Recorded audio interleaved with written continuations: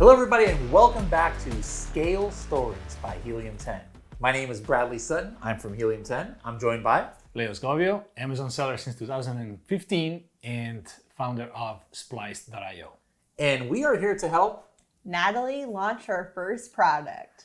And once again, if you are just landing on this episode randomly, make sure to go back and watch all of the other episodes in this series with Natalie so you can understand how we found this product and how we built up to what we're going to talk about today, which is what she needs to do once we actually launch the product. All right. So when we say Amazon launch, it can mean various things, but in a nutshell, colloquially, this is what it means. It's like, hey, we make the listing live and we have some kind of strategy where we are trying to get traction on the main keywords that we think we can get sales from, especially in the beginning. So there's a lot more involved than just, all right, let me hit live on Amazon to make the listing go.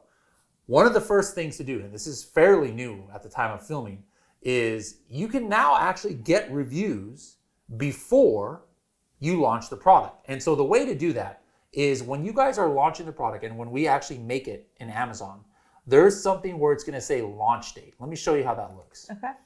So where that is once you start launching your product or actually creating the listing, I should say, there's something here that says product site launch date. So you're going to want to put that like in the future, like probably maybe 30 days after you think you're going to get your product, okay. Right? So you might have created this listing early, which you're going to do soon before your factory finishes manufacturing, because you're going to want to generate the Amazon barcode. Okay. The way that Amazon knows whose inventory is what and how to ship it out is they have this barcode. It's called FNSKU. And I think we mentioned that in an earlier episode. You don't want to be stickering those yourself. Right. You want your factory to print it on the box, the packaging. So you would have to create the listing. It's like a chicken and an egg here. Okay. You would have to create the listing in order to get that barcode to be able to tell them what barcode to put. And so when you create this, try and pick a date way in the future. You could always change it backwards, later. You can't change it forwards. I found that out the hard way. So pick one like 2-3 months in the future. But then what happens is, let's say you put the date, December 1st. You actually get your product to Amazon warehouses November 1st. What you can do now is, and this you could not do any time before last year, is you can do what's called the Amazon Launch Vine service. So Amazon Vine is this service where Amazon has a whole bunch of like product reviewers where they get the product for free, but then they give a review on it. All right, so they have this whole portal where they can see, what new products are people releasing? Ooh, I want this one. They get it for free, but then they have to give a detailed review on it. And so reviews are very important. So this is right here, advertising, and then you hit Vine. Okay. And this is called the Amazon Vine program right here. And Amazon Vine is not new. This has been around for, 5-10 years. But before, you can only do it on a live listing. All right, now I launched my product. I'm already getting sales and stuff. Now let me start with Vine. So you start your listing with 0 reviews. For 10 years, that's what it's been like. It's hard to have a listing with 0 reviews to get some traction. But now this is kind of amazing because theoretically, if you time it right, you could get maybe 20, 30 reviews from the first day that your product becomes available, because you set that launch date in the future. And then right here, you're getting the reviews in the back end the month before your product actually goes live on Amazon. So that's definitely something you're going to want to take advantage of. But now going back, like how do we get that initial traction? So let's say we did that. We launched the product, or we created the listing, I should say. We launched Vine. We've got 25 reviews. Now it's D-Day. In the old days, Leo, tell them how you and I used to be able to get ranked for our keywords within like 1 week or 2 weeks. 95% of the time, completely predictable. Well, in the early days, I'm talking about 2015, 16, there were a couple of websites where you could just launch your product and then you could give it away as many units as you wanted in exchange for a review. Oh, and it was one of the best and easiest way to launch your products on Amazon. Then we started giving away coupon codes. So that turned into 100% off coupon codes, which you can no longer do today because the review is not verified anymore. And so that was probably the easiest way. That turned into later on chatbots automation. Mm-hmm. So we used to use a tool called ManyChat. There was actually one of my business was kind of like founded for, because we used to automate the whole thing. So through Facebook ads, we used to promote products, and then that landed to kind of on a page that was powered by Facebook Messenger. In the back end, there was a tool called MiniChat, which was kind of like having this conversation, automated conversation with the buyer. And then as a result of it, at the end, we were asking for a review. But that all became against the TOS in 2021, if I remember correctly. Yep. So we can no longer do this. Okay. Yeah. And then for launching, we would use other websites out there where basically how the Amazon algorithm works. And then it'll make it kind of clear why this worked and understand how we have to do the same thing except pivot. Is Amazon, how does Amazon get money? Like if Amazon doesn't own the product, how is Amazon going to get paid for yours? They're not making their money from the $39 a month that you're paying them. How are they getting paid? All the products that are being bought. But how? Through the payment portal. Yeah, payment. But when you sell something, one of your products, are you keeping all the proceeds? Yeah, the fees. The fees, yeah. And you don't know this, or maybe you do know this, but it's like 15%. I didn't right? know. 15% is what Amazon's taking. In advertising, Amazon advertising, people click on an ad. The seller is paying, like $2, $3, $4 for that click, right? So Amazon, but at the end of the day, the main money comes from the fees. So if your product costs $100, which it's not, maybe $50. Yeah. Amazon's taking $15 from that. They're also probably making a little bit of money on the logistics side. If you're paying FBA, they're not just giving it to you at their cost. Right. So if they're charging you $9, probably only cost them $6. I don't know, but so at the end of the day, Amazon is incentivized to sell products, even though it's not their products, because that's the only way they get paid. So Amazon wants to show products in the search results that give them a high chance of getting that sale right then and there, right?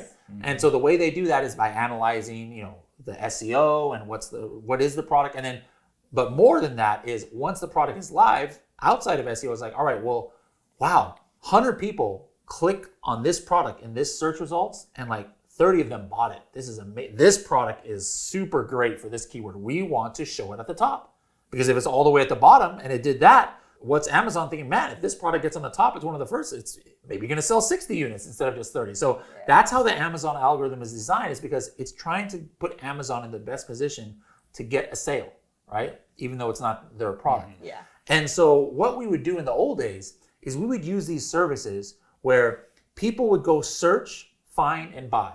In other words, we would tell people, hey, I'm launching this product. Tell the company, I'm launching this product. I want to rank for tuning forks. So have the customer, they have like all these websites have these customers, have them search for tuning forks, have them scroll through to like, in the beginning, maybe you're on page 8 or something. Yeah. Page 8 for it, add it to the cart and purchase. And then what that does though is it's sending a signal to Amazon. Wow, somebody searched tuning forks. They went all the way to page 7 and they liked this product so much they actually bought it. And then so you can imagine if we have like 10 people a day doing that, within no time, now all of a sudden that product is here on page 1. But this was fine, according to Amazon. There was nothing against Amazon terms of service. It wasn't like manipulating reviews or anything. But I guess there were some people maybe abusing it, where they were like putting irrelevant products to get ranked on certain keywords. And so Amazon's like, no, we don't want to do that. So you cannot use like URLs, like special URLs was another way we used to do that. Mm-hmm. Like, no, you cannot do rebates and giveaways, as we used to call it, anymore. In order to do this is just not allowed. So do people still do it sometimes? Yes. Would we suggest you to do it? No. Like even if it's only a 10% chance you'll get caught or suspended, it's not worth the risk. And so nowadays, we have to still kind of mimic that process, but in a legal way. And the reason is the same thing. You launch a product, you could be fully optimizing your SEO for the word tuning forks. Maybe you have it right there in your title. Maybe you have it 2 more times in your listing. Maybe it's in one of your images. But still, there are, look at this, over 1,000 products that have the word tuning forks in it. Each page of Amazon search results is like 45, 50 listings.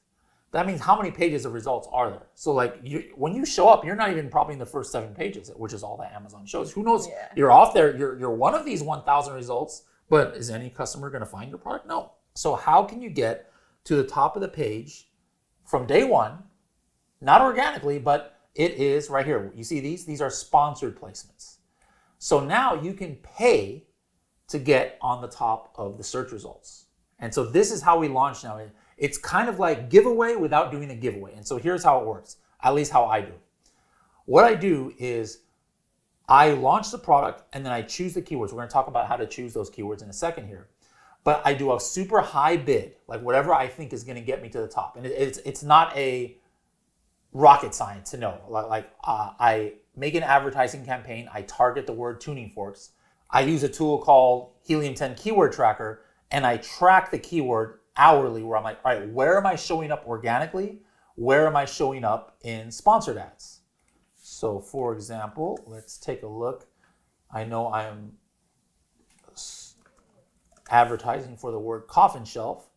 So we can see here, I can see where I'm showing up. This means which sponsored ranks. So here it says 2. This means that at this day and time, I was the second sponsored ad that came up. So that means that I'm right there at the top. Like right here on this page, here's the first sponsored ad, here's the second, here's a third. Oh my God, there's 5. That's so many sponsors. The whole entire top row here are sponsored ads. So if I'm 1 through 5, I'm good. Sometimes I don't want to be 1. Sometimes it's actually better to be here to be a little bit cheaper. So even on day 1, I'm not organically ranked here, right? These are organic listings because you see like there's no sponsored here. That means these just literally show up every time you search this keyword. But I can pay for my spot to be here. And this is how Amazon advertising works. So I pay for this, and then if somebody clicks my listing, I get charged $1 or $2 or whatever, and then somebody could buy it. And then what happens is if enough people click these, then it moves my organic position up. So like this product right here, this is the first one that comes up in sponsored ads. Look at that. He's also the first one that comes up organically. So this guy obviously must have done that before, and just shows like he's taking up some good real estate here. So this is the goal. You want to be up here organically and not have to pay. Like if somebody clicks on this and buys it, there's no cost, like advertising cost. If somebody clicks on this one, there is. So this is how I do it. So then the other thing that we do is like look at this. There's 78 reviews is not much, but here's 2,000 reviews, 300 reviews. This one's actually only 10 reviews. So that's one of the reasons why we chose this. Leo chose this is because it's like so good that even somebody with 10 reviews can be the second position here. But on other keywords, it's like, who's going to buy your product with only 0 reviews or 10 reviews or 15 reviews? It's usually hard if everybody has thousands of reviews. Yeah. So then what I do to kind of like mimic that giveaway mentality is, let's say my product is $40. So let's say yours is going to be $40. I might put it at some ridiculous price, like $19. You're going to lose money every sale, obviously. On that. But that's fine. My point is, I want to put a price that makes somebody like, I have never heard of this Numi healing brand. It has 5 reviews, 10 reviews, so it's not much, social proof. But dang, $19 when the rest of these are 80 and 40, I have to go get it. But you see, you're trying to convince them that, hey, you don't know me, but click on my listing, buy it. Because remember, if enough people buy it, then our organic position is going to increase. And so I choose like a certain set of keywords. We'll talk about that in a second. But that's like my launch strategy now, where we can't do this giveaways anymore.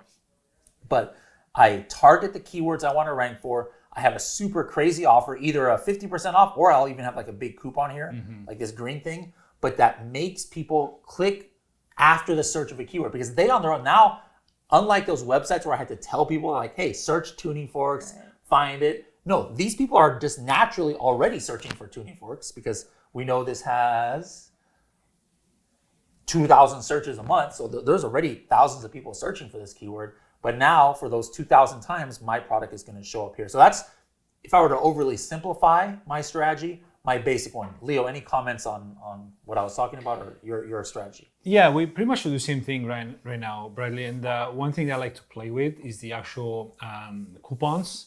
So, one thing that you have to be careful about is to keep your price, especially your ultimate like sale price, not too far off your launch price, right? Or vice versa. And that is because, during your launch period, Amazon is also learning where you kind of belong in this bracket from a price point perspective.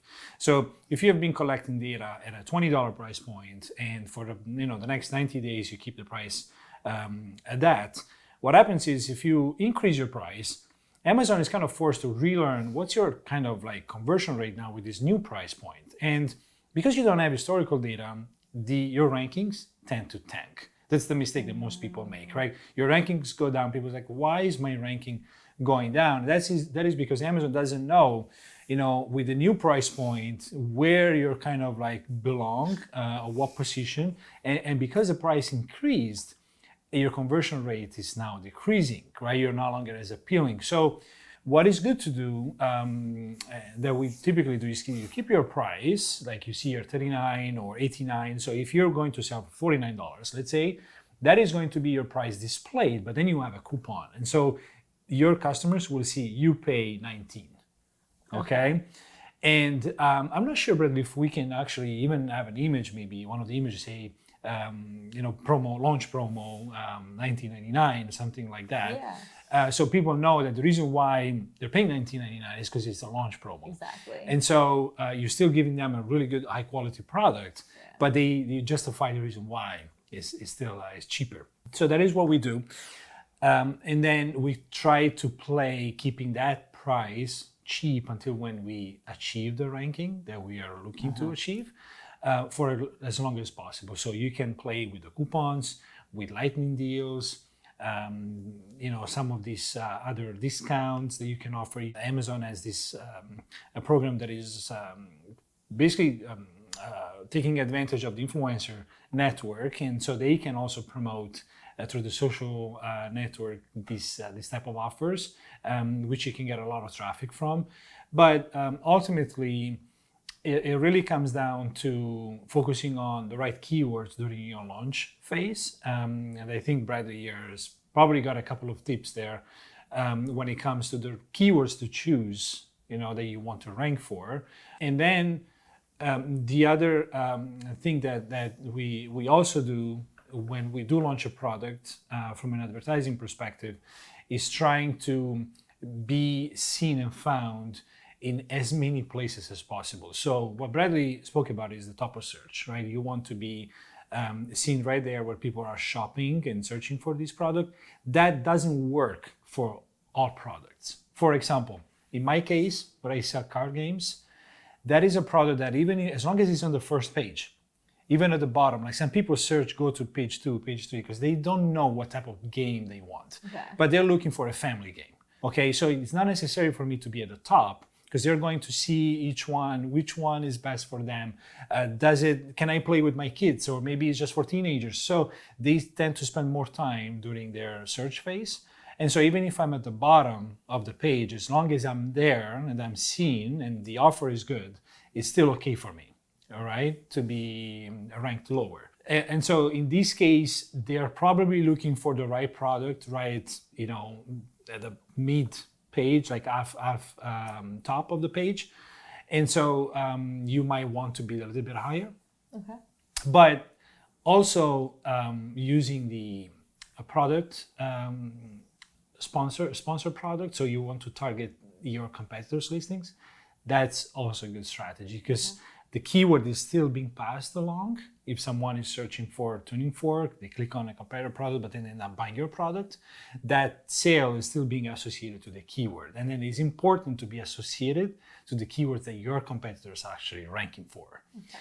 I was talking to a friend, Mansoor, and he launches products also like this. And he was telling me that one of the things that he does, he targets his competitors' products, and he tries to basically be found for as many keywords as possible that his competitors are already ranking for, because they've already proven to Amazon that they're relevant for those keywords. So yeah, that's my advice on that. Okay. So then the question is, let's say, in your keyword research, like we did a few episodes ago, we found maybe 100, 150 relevant keywords. You're not trying to rank for 150 keywords at one time, or make 17 campaigns that have 10 keywords each, etc. Usually when I launch, I try and focus on 5 to 10 keywords. What I try and do is I try and focus on keywords that have residual benefit. Like, and this is kind of like just a mini thing of what I call like the Maldives honeymoon strategy. This first part of an Amazon listing, colloquially, we just call it honeymoon period. And the reason is because like one little thing that happens, it has a much bigger impact. It's not like some Amazon thing, but basically Amazon is all about data. If a listing has been live, like this tuning fork, for 3 years, if all of a sudden it gets 2 purchases for a new keyword, it's not going to skyrocket to the top of page 1 for that keyword. Why? Because Amazon has millions of data points about this listing over years. It really knows what this product is and what's the good keywords. It takes a lot. It'll take like a good 50 orders for a new keyword for Amazon to like kind of like forget about all the data it has and say, oh, you know what? Maybe this new keyword is good. But when you have a brand new product, Amazon has no data other than what's in your listing. So Amazon wants to quickly find out, hey, what is this product going to sell? Because remember, Amazon wants to put products that are going to get sales, for it. And so it wants to know what keywords are good. So it's going to test. So let's say you get 2 orders on a keyword or 3 orders. It very well could be, if it's not a competitive keyword, you could just show up on day 2, like already on the top of the page. And so we kind of like have kind of named that the honeymoon period, because it's that like, there's no set times, like, but the first 1 month where Amazon's still gathering data, anything that happens at listing has a much bigger impact as opposed to a super old listing. And so one of my strategies to kind of like take advantage of that is I like to launch on keywords that are like seeds of other keywords. For example, I'm just going to do this, and let's do tuning forks. Let's say tuning forks was absolutely one of the top keywords. So I'm going to target in my launch tuning forks for healing tuning forks for healing set. Because here's the thing, if I get a sale for tuning forks, all these other keywords that have tuning forks in it, it's not going to like jump up equally, but it's like sending those signals to Amazon that, hey, anything that tuning forks is in there. If I get a sale for tuning forks for healing set is also going to have it. So like I like to group my launches into like 2 or 3 groups of at least 3 keywords each, where if I just get 1 sale, it still helps 2 other keywords. If the other keyword gets a sale, it helps the other 2 keywords, etc. So like tuning forks, I think for you, like that's definitely going to be one of the main keywords that we would launch for. But here's the other thing.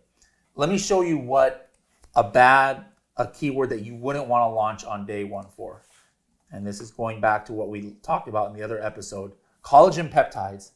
Take a look at the number of reviews of the organic results. 75,000, 200,000, wow. 71,000.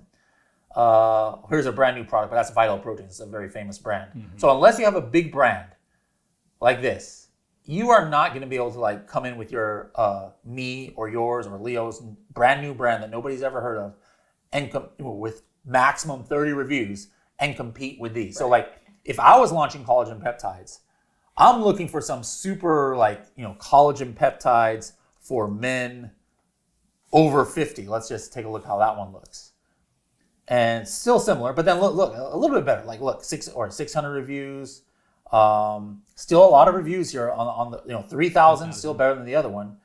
6,600, 200. You see, so a very different landscape. I would start, first of all, no, I would not launch collagen peptides in 2025, 2026 at all. But if I did, I would go after these keywords and then wait until I have, more reviews to really put some money into those other ones. Otherwise, you're just throwing your money away. Sure, in the honeymoon period, I can hop to page 1 with a few orders, but then I'm not going to stick on page 1 because nobody's, I'm not going to get those organic sales. But then when we saw this tuning forks here, and we see in the first line of organic results, 10 reviews, 100 reviews, 30 reviews, this is doable. Yeah. Only one guy here has 2,000 reviews. So this would be a keyword that I go after at launch. And so, like I said, depending on your budget, I usually like going after about 10 keywords, and I keep a very high bid to make sure I get those top spots. And then I'm monitoring how many sales I get in my advertising. Okay. We have this number here. It's called CPR. This is like a special formula that Helium 10 has about over 7 days. How many orders do you need after the search of a keyword to have the best chance at getting at page 1? So this basically means CPR number of 8 means if I want to be organically on page 1 and have a good chance at sticking, I need 8 people over 7 days, or basically only 1 person a day, to search this keyword and find my product and buy it. And this is all through advertising now. So you can see in your advertising, hey, how many people bought the product after this? This keyword, tuning forks, is a lot higher search volume, so it needs more. So this one, I'm needing 4 people a day, 5 people a day to do it. Sometimes, or that's actually the title density. I'm looking at the wrong number here. Here we go. Same thing. It's almost the same anyways. 36, right? So 36, sometimes you might see a CPR number of 300 if it's like a big, very high search volume keyword. You're not going to get into any niche like that. That's only for very large budget products. But this is kind of like my strategy now of getting launched. Now, what kind of outside traffic helps during launch and that you are leveraging, Leo? Yeah, I still use Google Ads today as one of the outside sources. So when I launch my products, I create a few campaigns on Google, and I typically target keywords that are pretty much the same that I'm targeting on Amazon PPC, but I also add the word Amazon next to it, just so that I don't get traffic from people that are looking for the keyword but not necessarily ready to purchase on Amazon. Okay, and that also makes the CPC lower because you are sending traffic to your Amazon listing, so the relevancy is higher. Obviously, today with TikTok with TikTok, I think one of the best traffic sources is that, right? The influencer traffic in general, whether it's from TikTok or Instagram, but TikTok tends to work much better because of the way that the content is created. And so if one of those videos goes viral on TikTok and all of a sudden you run out of stock, I mean, it's a good problem to have. Yeah. Yes and no, but I would say that is my second preferred choice. However, a case study that I did that was about 1.5 years or so ago, did prove that the ranking on Amazon actually went up by targeting certain keywords or the same keywords on Google Ads as well. Okay. There was a period where Amazon was in love with Google traffic. We used to send Google traffic through certain URLs, which then later became against the TOS, but it was instantly boosting the keyword ranking. So this proves that Amazon does like traffic coming from outside sources. And so the more places, look, things that we used to do in 2015, 16, like doing a PR about your product launch, I think you should still do that today. Okay. Go on some of those PR websites like Express or something like that, where you can just feature your product that gets featured to 100, 200 different publications, and it still sends a lot of signals to Amazon. But also right now with generative AI, they all pick up these mentions from all over the place, and that's how you get featured on these ones as well. So it's one of kind of an AI strategy for optimization. But yeah, I would say the top, for me are still Google, TikTok, and then I would say Instagram as well. Try to also get into Reddit, like subreddits, because Reddit is very powerful, and also it's got so many communities, especially around this type of healing, like health, general health. But Reddit right now has actually been open to being indexed by Google, and so if you even type something or question ChatGPT, you see Reddit always coming up as one of the sources of information. So when you launch your product, make sure you talk about it in Reddit and subreddit, Reddit, because it's going to be found and it will eventually become a source when people look for products like yours. Wow. So we talked a little bit about TikTok, and we're not going to go into detail yet because it's better to actually show, once her listing is live, how things work.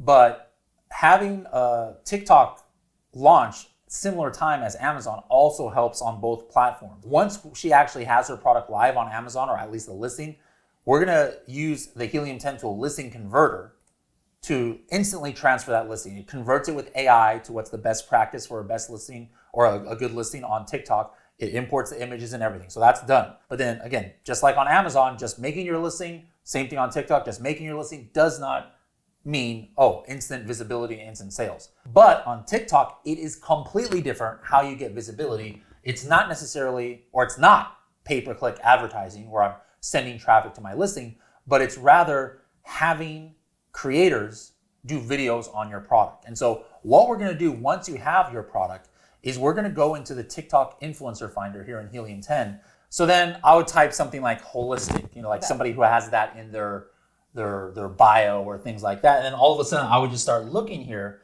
about somebody who based on their profile is going to be interested in potentially promoting my product. And I could look at them a little bit. Let's take a look at them on TikTok here.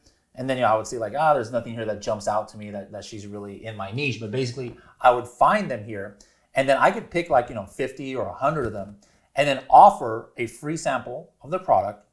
And it's not just offering them a sample and then crossing my fingers and hoping that they make the video.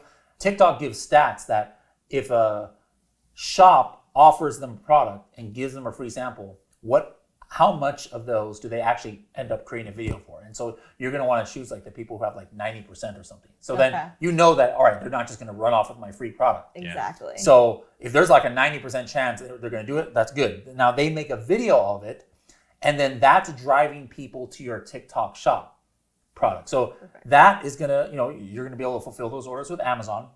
But now you're going to get sales on TikTok because these influencers are promoting your product. And by the way, you have to offer them between 10 and 20% usually. So you're not doing the advertising pay-per-click on Amazon, but that's still, it's a good chunk of money. But you just gotta, you have to keep these things in mind with your pricing to make sure you have a margin. But then what happens is let's say all of a sudden hundreds of people are interested in your tuning forks because they saw it on TikTok.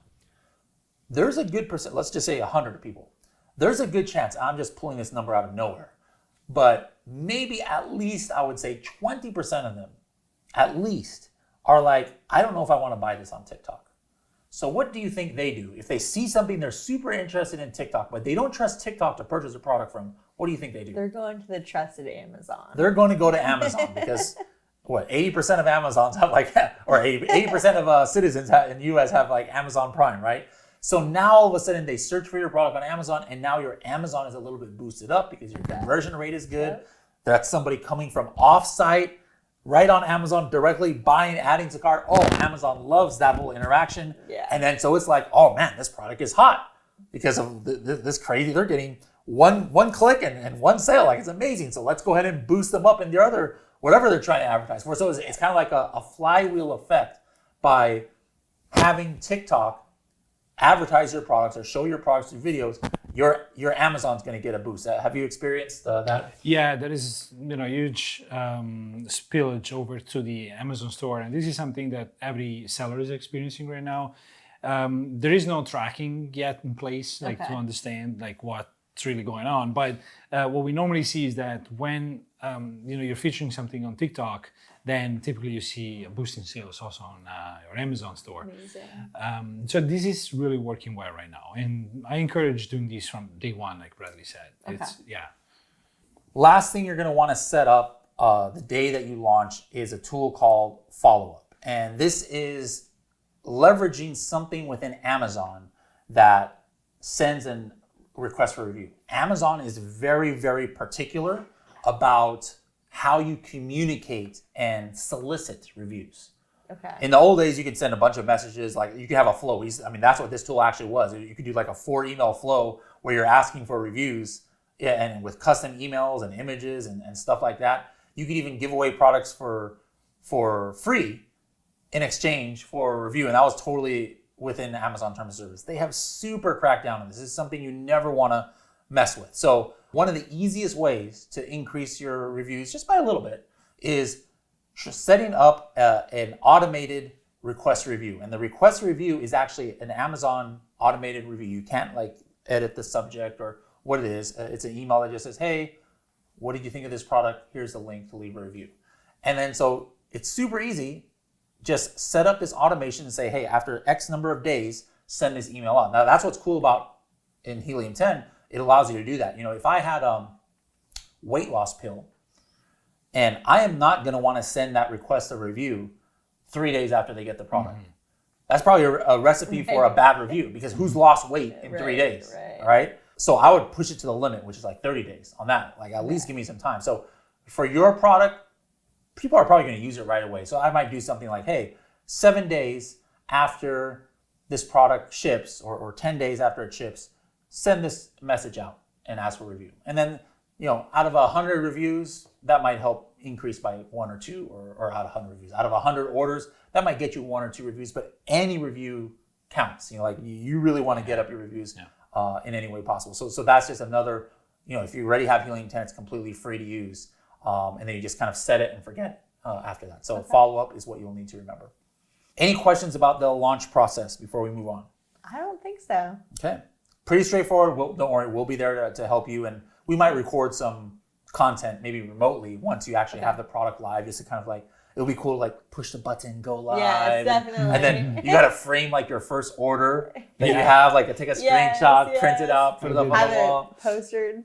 So maybe send a note to that customer. You were my very first order. Thank you so much. So we can do some fun stuff like that later. So this is launch. In the next episode, we're going to talk about advertising. We talked about advertising now for launch, but what about just regular advertising on Amazon? How do we do that? What's the basic strategies? We'll talk about it in the next episode.